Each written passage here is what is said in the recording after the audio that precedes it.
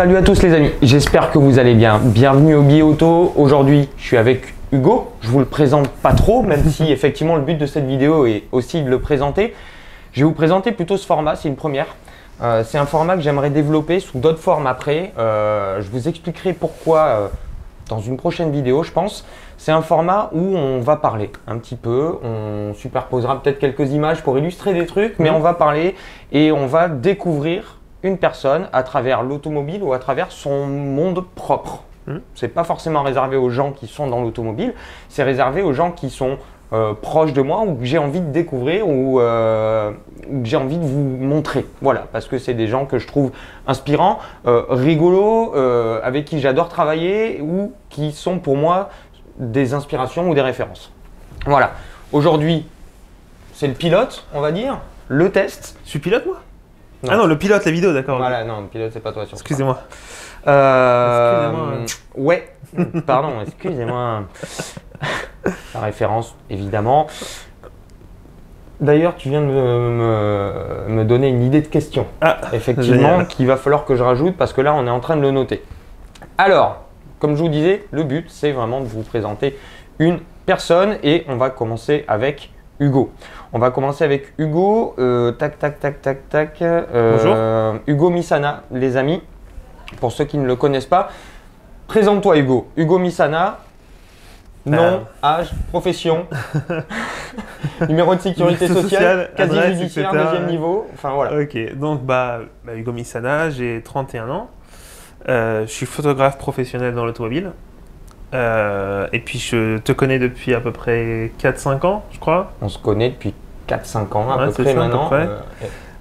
Le fameux essai du Ford EcoSport. L'EcoSport, quel essai incroyable. Incroyable. Dans le sud de la France où il pleuvait tout le temps, c'était bon, ça on met de côté. Mais c'était marrant en fait de te rencontrer à ce moment-là et on s'est plus lâché presque parce qu'après on a fait pas mal d'autres essais et on a fait le tour auto qui a vraiment scellé entre guillemets je pense notre amitié entre nous deux. Effectivement. Se côtoyer pendant 24 heures sur 24 pendant les 5-6 jours. C'est le genre de choses qui te soude en fait à des personnalités. Ouais, c'est vrai. Le tour auto, c'est une aventure, donc ça soude vraiment les gens. On se connaissait déjà depuis quelques mois, mais vraiment là, c'est Tour Auto 2017. M140i. Exactement, M140i. Quelle voiture? Beaucoup d'entre vous, je pense et j'espère, se souviennent de cette vidéo. C'était et puis du Tour Auto 2017 plus globalement. Et voilà. Ensuite, est-ce que tu es content d'être là? Je suis très content de faire le pilote parce que je pense que c'est un nouveau départ pour ta chaîne, de faire des choses où en fait on va changer, en fait on va pas faire que des essais de voiture, on va faire du blabla, on va parler. C'est quelque chose que tu aimes faire et je pense que ça peut être vraiment cool comme nouveau format, surtout si on invite d'autres personnes qui ne sont pas forcément liées au milieu automobile. Ouais. Et je suis très content d'être le premier, de faire le petit cobaye. Ensuite, bon, la question normalement ça serait ton rapport avec le billet auto. Pourquoi tu es là? Ça, on l'a vu. Présenter Hugo. Je collabore avec toi vraiment depuis un an à peu près. Ouais. On est vraiment tout le temps ensemble. Aujourd'hui, on a les bureaux qui sont ensemble, comme vous le savez, je pense. Et très sincèrement, c'est un de mes meilleurs amis, JB. Je pense que c'est réciproque, sinon. Non, si, peut-être. Bon, en tout cas, voilà, évidemment. Moi, c'est un de mes meilleurs amis. Je m'entends super bien avec lui. On a les mêmes passions, entre guillemets. On aime tous les deux les voitures un peu de sport. On aime tous les deux les BMW. Ça, on ne peut pas les cacher, ça, c'est sûr. Et voilà. Et puis, on vit quasiment ensemble parce qu'on travaille ensemble. Tout le monde pense qu'on est mariés ou qu'on est paxés. Non, on est juste. Mais quand tu peux faire un tour auto complet, 24/24, avec une personne, sans la détester à la fin. Ouais, on s'engueule un peu parfois, c'est normal, mais. Normal. Mais... c'est une belle preuve. C'est une belle épreuve, surtout. Ok. Déjà, on a situé les choses. Maintenant, on va parler de ton rapport à l'automobile. Est-ce que ça vient d'une passion? Est-ce que... Attends 2 secondes, juste. On a oublié d'allumer cette lumière. Et je voulais juste l'allumer. C'est pas grave, on le garde dans le truc. Hein, mais... Ah, voilà, on sera mieux comme ça, on sera mieux éclairé. Ah, désolé, c'est le photographe qui parle, la lumière, c'est important pour moi. Exactement. Donc ton rapport à l'automobile, d'où ça vient? Est-ce que ça vient d'une passion du début ou ça vient de ton boulot qui t'y a amené, etc. Du plus loin que je me souvienne de l'automobile, c'est mon père. qui avait une 405 à l'époque. Et donc c'est ton premier souvenir automobile? Ouais, vraiment. Vraiment, je pense que c'est ça. Il me faisait monter sur ses genoux et au début du parking, tu sais, on descendait la voie du parking, on allait se garer et je faisais semblant de conduire, j'étais comme un fou à l'époque. Après, ça a continué, il a eu plusieurs voitures, il a eu une 605 et tout, mais le plus loin que je connais, c'est mon père qui m'a vraiment donné cette passion automobile. Et puis avec lui, tous les dimanches, comme beaucoup de personnes en tout cas, je regardais les Grands Prix de F1. Je me levais comme lui à 4-5 heures du matin pour regarder les Grands Prix et c'était vraiment le truc qui me soudait avec mon père. Ouais. Et je pense que c'est comme beaucoup de personnes en tout cas le premier truc de l'automobile. Et aussi je me souviens faire quand j'étais petit des petites photos avec un petit appareil photo déjà à l'époque. Ouais. Un petit jetable des voitures que je croisais quand j'allais dans le sud vers Nice, Saint-Tropez, etc. C'est un peu mes premiers souvenirs automobiles. Et depuis toujours j'ai cette passion automobile. J'ai travaillé avec Blog Automobile pendant un bon moment, ça fait à peu près 10 ans que je travaille pour eux en collaboration. 10 ans? Ouais, c'est un truc de fou quand même quand tu y penses. Hein. 10 ans? 10 ans, c'est énorme. Et ouais. C'est un des premiers blogs automobiles en fait qui s'est créé. Et donc depuis, je fais des photos avec eux. J'ai lancé mon métier de mon entreprise pour faire des photos. Je travaille pour plusieurs marques. Je pense que je vais les dire maintenant parce que je l'ai dit dans ma vidéo de ma présentation de ma chaîne, mais je travaille pour BMW, pour Mini, pour Ford, avec JB, principalement. Je travaille également pour Hyundai, pour Kia. Je travaille également avec d'autres marques, ça peut arriver. Et voilà, c'est mon métier. Maintenant, je fais ça tous les jours. Et ça, c'est juste génial de vivre de sa passion. Et je suis avec un mec hyper cool et on s'éclate tous les jours. Donc on a beaucoup de chance. On a beaucoup de chance de faire notre métier. Exactement. Tu parlais de Formule 1 tout à l'heure, c'est vraiment le sport automobile qui… Alors quand j'étais jeune, ouais. C'est vraiment le sport automobile qui me faisait kiffer parce qu'à l'époque, c'était l'époque de Michael Schumacher en fait. Ouais. Et de Mika Hakkinen, tu vois. Enfin, c'était vraiment le duel incroyable avec aussi, il y avait aussi Villeneuve, il y avait aussi Panis à l'époque.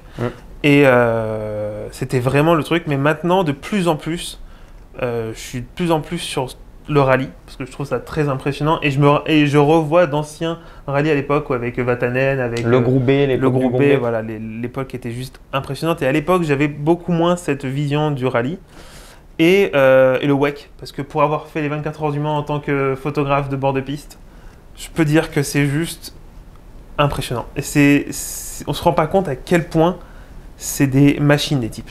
L'endurance, c'est un des plus beaux sports automobiles. En ce qui me concerne, un des plus beaux sports automobiles qui existent. C'est quelque chose à part. Franchement, c'est quelque chose à part. D'accord. La question d'après, on y a déjà répondu. C'était quel est ton premier souvenir automobile, etc. Donc c'était avec ton père. Très Peugeot, du coup. Mon père était Peugeot à l'époque. Mon père a eu 305, 405, 605, pour tout te dire. Bon, après, il a changé, il a pris d'autres voitures qui étaient beaucoup moins, on va dire, plaisir, enfin, du moins, pour moi en tout cas. Mais ouais, Peugeot, mon père. Et il aime beaucoup tout ce qui est voiture anglaise aussi, et puis voiture italienne, parce que mon père est d'origine italienne, d'où le nom Hugo sans le H. Et Misana, parce que c'est d'origine italienne, voilà. Ok. Plutôt… Déjà, quelle a été ta première voiture? Quand tu as eu ton permis, tu roulais en quoi? Alors, quand j'ai eu mon permis, la première voiture que j'ai conduite, c'est celle de mes parents à l'époque. Mon père adore l'automobile, il faut savoir, et mon père par contre ne veut pas dépenser beaucoup d'argent pour l'automobile. Pour lui en fait ça ne sert à rien de dépenser beaucoup d'argent. Donc ce qu'il fait en fait c'est qu'il achète une voiture qui va d'un point A à un point B, ce que j'arrive pas à comprendre. Parce que moi en tant que passionné, on est d'accord. Voilà, tu vois. Mais pour lui c'est comme ça. Et il avait une Hyundai Accent de 2005, si je dis pas de bêtises, avec un beau 3 cylindres magnifique, diesel. Je suis pas mal poli, je réponds pas à des textos, je note des questions auxquelles je pense pour pouvoir justement améliorer ce format. Et donc, c'est la première voiture que j'ai conduite. Bon, c'était pas un photo de regard, mais ça m'a appris à conduire une voiture qui est… et surtout, en fait, je fais un truc rapide, mais par rapport aux voitures qu'on conduit nous, en fait, des voitures haut de gamme, principalement, les constructeurs nous prêtent des voitures qui ont vraiment sont full option, et surtout chez BMW, tous les constructeurs en tout cas premium. De descendre de cette voiture et de prendre une Hyundai Accent, je peux vous dire que ça me remettait toujours à ma place. Et c'était très important en fait pour comprendre le gap en fait d'évolution technologique en fait. Exactement. Et ça c'est hyper important. Ouais. Et à la décharge de ton père qui veut pas mettre beaucoup d'argent dans des voitures, etc. Tu as grandi en région parisienne. Ouais, en plus, ouais. Donc… Et surtout mon permis, je l'ai pas dit, mais mon permis je l'ai depuis 6 ans. Effectivement, on s'est connus, tu avais 5 mois de permis si ma mémoire est bonne. Ouais, c'est ça. Ouais, et en fait, parce que pour moi, en fait, je commençais déjà à travailler pour Blog Automobile. Je faisais beaucoup de photos déjà, mais le fait de travailler, de vivre à Paris, excusez-moi, t'as pas besoin d'un permis en fait. Ouais. T'as la carte de transport, enfin la carte Navigo, tu vas d'un point A à un point B sans problème avec les transports en commun. Mais je me suis rendu compte que j'adorais l'automobile, qu'avec l'automobile je pouvais conduire plein de voitures sympas. Que en plus ma passion était devenu mon métier, et donc fallait que je puisse avoir un permis, ça me permettait de faire beaucoup plus de choses. Et en plus, j'étais moins dépendant des autres, et ça c'était le plus important. Ça c'est pas mal. Maintenant, très grande question. Oula. Plutôt ancienne ou plutôt moderne? C'est compliqué. C'est très compliqué parce que j'adore les voitures modernes, parce que j'aime bien le confort, j'aime bien le côté la clim, tout le côté high-tech, parce que je suis assez fan de high-tech. Mais je dois avouer qu'il y a une âme incroyable dans les véhicules anciens. Et on peut le voir, rien que tu vas à Rétromobile, quoi. Tu côtoies les voitures, l'histoire qu'elles ont. Ouais. Et je trouve qu'en plus, en termes de photos, les anciennes sont beaucoup plus photogéniques. Ouais. Tu as beaucoup plus de détails, tu as les petits rivets, tu as plein de trucs en fait qui font. Tu as le cuir qui a vieilli, tu vois, tu as plein de trucs. Puis tu as des lignes qui ne sont pas dictées par l'aérodynamique ou par, t'en as certaines qui par les normes. Mais beaucoup moins. Mais tu as aussi plus souvent dans l'ancienne des lignes qui sont dictées juste par la beauté. Ouais. Pas par des normes de crash test anti-piéton, etc. Quand tu vois en fait tout simplement un véhicule avec des feux pop-up, ça aujourd'hui ça pourrait plus exister à cause des normes de collision avec piétons. Pourtant, mais maintenant il faut choisir, monsieur Misana. Moderne ou ancienne? Ma passion dirait ancienne. Ma raison dirait moderne. Ouais, ok, ça marche. Et là-dedans, est-ce que tu es plus européenne, américaine, japonaise peut-être? Est-ce que tu as un bord? Je suis plus européenne. Ouais. De par mes origines, je suis plus voiture italienne, j'aime bien. Mais aussi allemande. Et j'aime bien les voitures japonaises. J'aime beaucoup tout ce qui est. J'aime bien les Mazda, j'aime bien les anciennes Toyota. Tu vois, les Supra, etc. C'est kiffant. Les Nissan GTR, c'était génial. Les voitures américaines, je suis un peu moins fan, on va dire. Ouais. J'aime bien le côté démonstratif, monstre américain, muscle car. Mais c'est moins mon kiff. Ok. L'aile ou la cuisse? Le blanc, monsieur, le blanc. Le blanc. Ok. Une question de merde, mais j'aime bien poser des questions de merde de temps en temps. Un garage, 3 voitures. Feu. Allez, 3 voitures, un garage, budget limité? Budget illimité. Budget illimité. Alors, comme je le dis souvent, moi je suis très fan d'une voiture, une BMW. C'est la 3 litres CSL. Je trouve que pour moi c'est un monstre de puissance, et même en termes de design, elle a quelque chose mais qui me transcende en fait. Enfin, j'ai un amour pour cette voiture. Elle te fait vibrer quoi. Ouais, elle a quelque chose en fait. Et donc celle-là c'est sûr, une 3 litres CSL. Une 3 litres CSL. Pour une italienne, parce qu'il faut forcément une italienne parce que je suis italien et que c'est obligatoire, sinon je me fais tuer à la sortie du bureau. C'est une 250 SWB, je pense qu'on est un peu d'accord sur ça. Parce que je trouve que c'est une des Ferrari les plus belles. Et c'est pas le côté 250 GTO, 36 millions d'euros, enfin des trucs comme ça, tu vois, qui font que tout le monde va dire 250 GTO, mais moi c'est la 250 SWB parce que je trouve qu'elle a vraiment un style incroyable.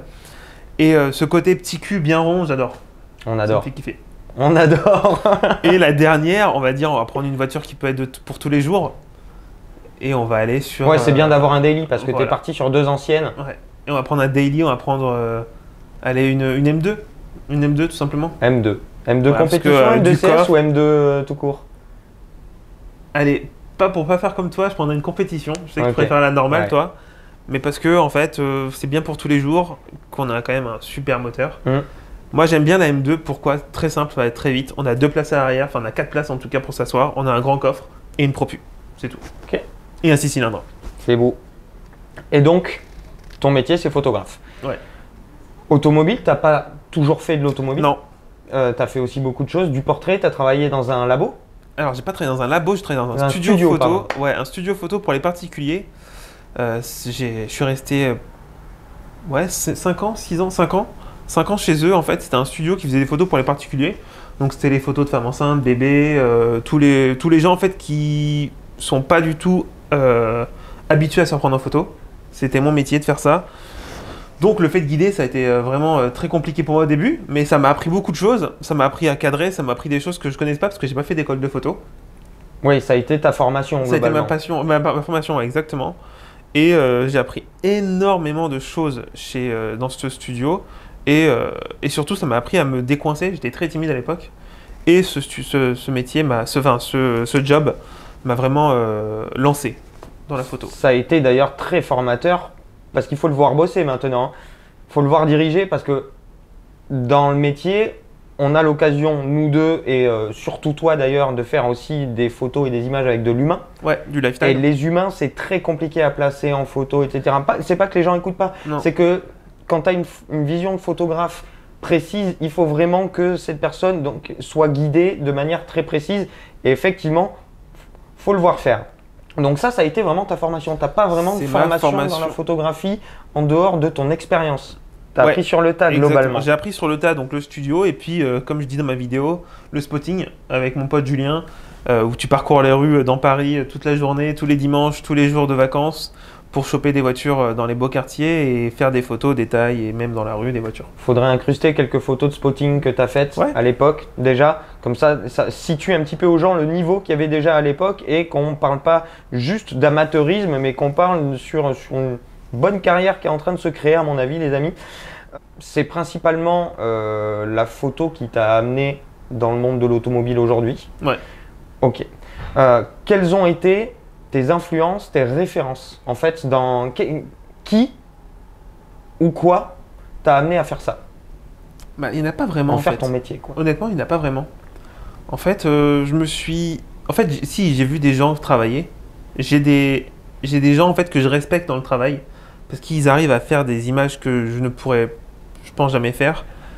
Un mec que je connais très bien, je connais bien Arnaud Taquet, que tout le monde normalement je pense connaître parce que c'est un des photographes de photos de pub les plus productifs et surtout les plus jeunes. Il a Il 26 ans ou il a 27 ans. commencé extrêmement jeune, il a beaucoup de talent Il a en commencé à fait. 17 ans, je crois. Ouais, il s'est un peu donné. Ouais. C'est impressionnant. Il a son truc. Il fait des images qui ont une ambiance particulière. En fait, si on voit ses photos, on sait que c'est lui en fait. Il peut pas être quelqu'un d'autre en fait. Il a vraiment sa patte. ouais, Et effectivement. j'apprécie. En plus, le mec est vraiment cool. C'est un vrai pétrolhead. Arnaud Taquet qu'on verra peut-être sur ce format. Hein. J'espère Ça, c'est le- très intéressant ouais. de l'avoir avec nous pour parler aussi. tu vois. Exactement. Et j'adore ce type. Et j'adore ce qu'il fait. Bon, après, c'est des choses qui sont parfois traitées beaucoup par ordinateur. Oui. Il y a beaucoup de traitements. ouais. Mais en fait, c'est une histoire. Pas tant que ça. Hein. Aujourd'hui, il en fait beaucoup moins. Il en faisait beaucoup à l'époque, il y a longtemps, il y a 4-5 ans, il en faisait beaucoup. Aujourd'hui, moins. Sinon, j'aime beaucoup ce que fait The Good Click, Thibaut, qui travaille pour Porsche, qu'on voit souvent chez Peugeot également. Mais je le connaissais beaucoup moins à l'époque. J'ai beaucoup aimé aussi le travail d'un mec qui s'appelle Florent Gouden, qui travaille pour DPPI. Effectivement, qui couvre le Dakar et la Formule 1 aussi. Exactement, le Douek, etc. Enfin, il fait beaucoup de choses. Que des PPI sont des photographes principalement axés sur l'automobile. C'est une agence qui est très ancienne. Florent Gouden est un des meilleurs photographes de chez eux et j'adore son travail. Je vous mets des photos en incrustation. Mais vraiment, à l'époque, quand j'ai commencé, il n'y avait pas quelqu'un en fait. Tu sais, c'était vraiment. J'avais pas d'inspiration vraiment. Il n'y a personne que. Pas je voulais copier, mais à qui je voulais ressembler, avoir le même traitement, le même truc. Ok. Si, et j'ai connu à l'époque Mathieu Bonnegy en même temps que j'ai commencé, qui est maintenant un super grand photographe d'anciennes, surtout, il fait beaucoup d'anciennes. Et qui, Mais pour Mathieu moi, en termes Bonnezy- de photos, personnellement, lui, ça serait une de mes références. Il Tu a vois. quelque chose en fait. Ouais. Il a vraiment. Il a déjà le traitement. Hmm. Il a un traitement qui est à part. Et, Bien à lui. Bien à lui. Ouais, j'aime beaucoup Mathieu, mais Mathieu, je le connais depuis un bout de temps maintenant. Et j'avoue qu'il a évolué, mais déjà à l'époque, il était très doué. Au moment où je l'ai connu, c'était en 2012, 2013. Et aujourd'hui, Ouais, il a une belle ascension. Ouais. Il a Ouais. une belle ascension. mais j'ai pas eu vraiment de modèle ou de personne. Ouais, non. Ok. Et hors automobile et photo, est-ce que tu as des vrais centres d'intérêt qui te passionnent? Comme je l'ai dit, le high-tech, bien sûr. High-tech? J'adore ça. Je pourrais dépenser plein de thunes dans le high-tech, mais heureusement que ma copine me cadre. Lynn, on pense à toi. Et bah ouais, j'aime bien le voyage, j'aime bien parce que heureusement que notre métier, ce qu'on a la chance, c'est de bouger, de voir des beaux paysages. Effectivement. Moi, le voyage, la high-tech, puis la photo et puis l'automobile, je crois que c'est pas mal déjà. C'est déjà pas mal. Et puis la bouffe, ça se voit, non? C'est vrai que manger, c'est la vie. Ah, c'est bien manger. Hein. Ouais, grave. Bon poulet rôti là. Oh là là, c'était bon ce midi. Ah, c'était bon. Oh là là. Maintenant, une autre question, un petit peu plus compliquée, on va dire. On va rentrer un petit peu dans le dur. À aujourd'hui, à l'instant T, tu penses que t'en es où dans ta carrière? Est-ce que t'es bien, t'es pas bien par rapport à ce que t'aimerais faire? Je pense que je suis au début de quelque chose de bien, tu vois. Ouais. Ma société est lancée. J'arrive à avoir quand même un bon chiffre d'affaires.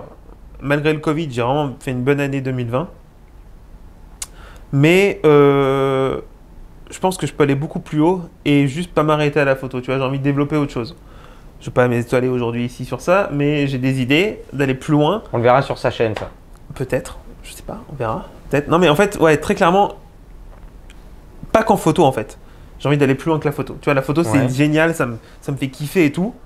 Mais j'ai envie d'aller plus loin dans l'entrepreneuriat, de créer vraiment quelque chose de dingue. Pourquoi pas avec toi si t'es gentil. On est là, hein. Non, mais vraiment, enfin, ouais, j'ai bien aimé déjà maintenant jusqu'à où j'en suis, mais j'ai envie d'aller plus loin.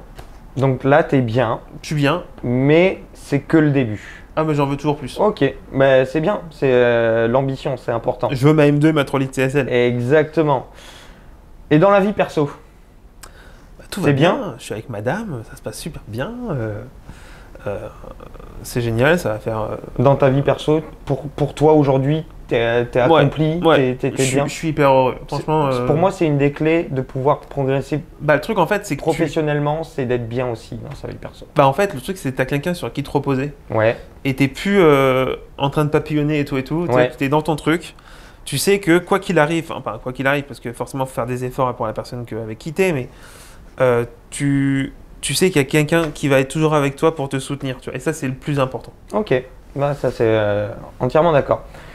Maintenant, aujourd'hui en France, on a répondu un petit peu à cette question il y a 3 minutes. Mais aujourd'hui en France, qui, dans le monde de l'automobile, à ton avis, fait le contenu que tu préfères regarder? Bon, je suis en train de monter la vidéo et bon, je vous avoue, j'ai pas parlé de JB, mais c'est une des personnes que je préfère regarder en termes de contenu sur Internet. Mais je voulais pas qu'il se la pète trop, donc je vous fais ce petit message dans le montage. Bah, j'ai répondu là. The Good Click, Arnaud Taquet, Mathieu Bonnevie et Florent Gouden, Antonin Vincent, ceux des PPI qui sont juste deux photographes exceptionnels en sport automobile. J'aime beaucoup, alors c'est plus du France, mais c'est de l'européen, Drew Gibson, qui travaille avec Aston Martin et Ford sur tout ce qui est le WEC, etc. Pareil, de renommée mondiale, ce photographe. Camden Trasher, qui fait des super photos aussi. Il fait beaucoup d'avions, beaucoup d'aviation. J'aime beaucoup le style qu'il a, il a vraiment un œil. Et ce que j'aime beaucoup aussi chez Gouden, c'est le côté artistique, tu vois. Il fait pas juste une voiture en photo à un virage. Il va te donner une ambiance, il va te donner quelque chose. Et c'est ça. Ok.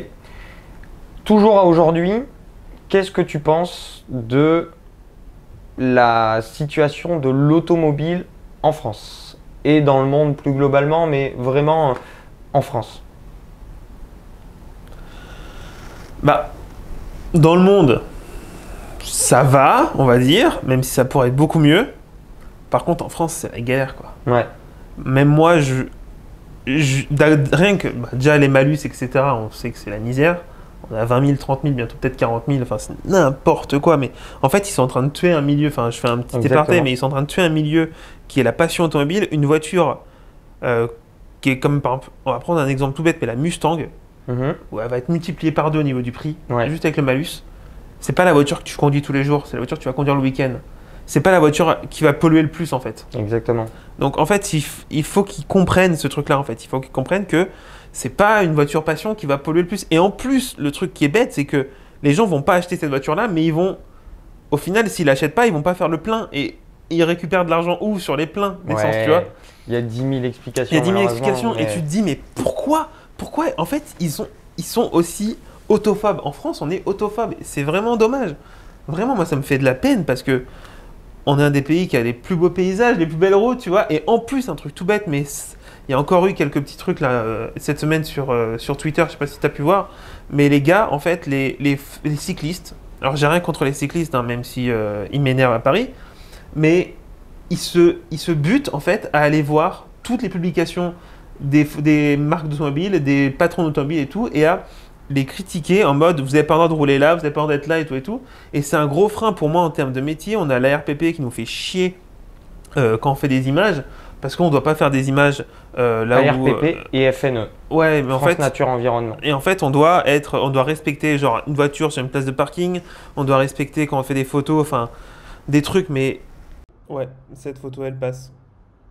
C'est bizarre quand même, un pompier avec des panneaux de parking. Inimaginable et qui nous enlève Et on est le tout. seul pays au monde. Et on est le seul pays au monde et qui nous enlève surtout toute la créativité qu'on pourrait avoir en termes d'images photographiques. Lorsqu'on travaille pour des constructeurs, lorsque vous travaillez pour vous, pour d'autres personnes, c'est différent. Mais nous qui travaillons pour des constructeurs, c'est vraiment très embêtant. C'est comme essayer c'est comme brosser dans le sens du poil les gens les plus susceptibles de la planète, globalement. Ah mais c'est une horreur. C'est vraiment une horreur. Donc on n'est pas très bien. Donc malheureusement. C'est dommage. Ok. Et maintenant, à moyen et à long terme, qu'est-ce qu'on peut souhaiter à Hugo Misana professionnellement? D'avoir une M2 non, ça peut être un truc. Hein. Non mais professionnellement, on va dire vraiment développer encore plus ma société, changer de statut parce que j'en ai marre du auto-entrepreneur, c'est plein de freins et tout, passer sur un gros statut avec une grosse structure, enfin une grosse structure, en tout cas une plus grosse structure. Toujours faire des choses différentes, pas forcément l'argent parce que l'argent c'est cool, mais tu vois un truc tout bête, mais là n'écoutez pas BMW s'il vous plaît. Quand j'ai fait la M4 qui a volé à Monaco sur l'hélicoptère, c'était pour moi l'un des trucs les plus incroyables que j'ai pu prendre en photo et vivre, tu vois. Et en fait, ce truc-là, j'aurais pas été payé, j'aurais été heureux parce que j'ai fait un truc que, allez, pas beaucoup de personnes ont fait, tu vois. Et j'étais le seul photographe à cet endroit-là, à ce moment-là. Donc en fait, ce genre de choses-là, ce genre d'expérience, j'en parlais avec le vidéaste qui était avec moi pour BMW il n'y a pas longtemps d'ailleurs. Salut Thomas. Et j'avoue que ce genre de choses-là, c'est le truc, les expériences, c'est un truc qui me nourrit énormément, tu vois, et qui me fait tellement plaisir. Et je te dis, si j'étais pas payé pour ce truc-là, bon ok, j'adore être payé, c'est trop cool l'argent, tu vois. Mais vivre l'expérience et vivre un truc comme ça, c'est tellement incroyable et ça te reste tellement dans le cerveau à jamais. Ça, c'est juste génial. Donc c'est pas forcément, c'est des grandes expériences qu'il faudrait me souhaiter. Et pas forcément de réussir. Des grandes expériences, de l'épanouissement. Ok. Et dans la vie perso, à long terme, qu'est-ce qu'on peut te souhaiter? Bah, le mariage, le bébé et tout et le vrai familial. Ouais, ça va être bien. Non, je rigole. Ouais, pourquoi pas, mais c'est pas la finalité en soi. C'est juste toujours être heureux avec la personne avec qui je suis et puis c'est tout. Voilà. C'est beau. Ça fait une longue vidéo, ça, les amis. J'espère que vous avez aimé vraiment cette vidéo. Faut pas hésiter à nous dire ce que vous pensez de ce format. N'hésitez pas à me mettre des commentaires pour me dire si vous avez des idées de questions, ce que vous avez pensé de tout ça. Si vous voulez voir des vidéos plus courtes, plus longues, qui vous voudriez voir dans ce type de format d'interview où on discute vraiment. C'est pas forcément du combini ou comme font nos amis du GDB en 5 minutes. Nous, on essaie d'aller un petit peu plus dans le fond plutôt que de faire un format très court. Et merci en tout cas de nous avoir regardé jusqu'au bout. Merci à Hugo d'avoir été cobaye de cette nouvelle expérience. C'était très agréable de me livrer avec toi parce que tu es un super pote et c'est facile en fait. Et puis c'est cool de faire ce format. C'est pour ça que dans un premier temps, vous allez surtout voir des gens que je connais et avec qui je m'entends bien pour qu'on développe ce format à la cool. Parce que c'est vraiment le truc, il faut vraiment que ça soit à la cool. En tout cas, merci à toi, Hugo. Merci à vous, les amis, de nous avoir regardés. Si vous voulez revoir tout ça, mettez-nous des likes, partagez avec vos amis, abonnez-vous si ce n'est pas déjà fait. La chaîne d'Hugo, si vous ne la connaissez pas déjà, elle est dans la description. N'hésitez pas à aller la voir. Et puis, on vous dit à très très vite pour de nouvelles vidéos, que ce soit des essais, que ce soit des batailles de config, que ce soit des lives, que ce soit des vlogs, que ce soit de l'interview ou peut-être un des prochains formats qu'on pense développer avec ce beau studio ou entre nous. Allez, à plus tard les amis. Ciao. Salut.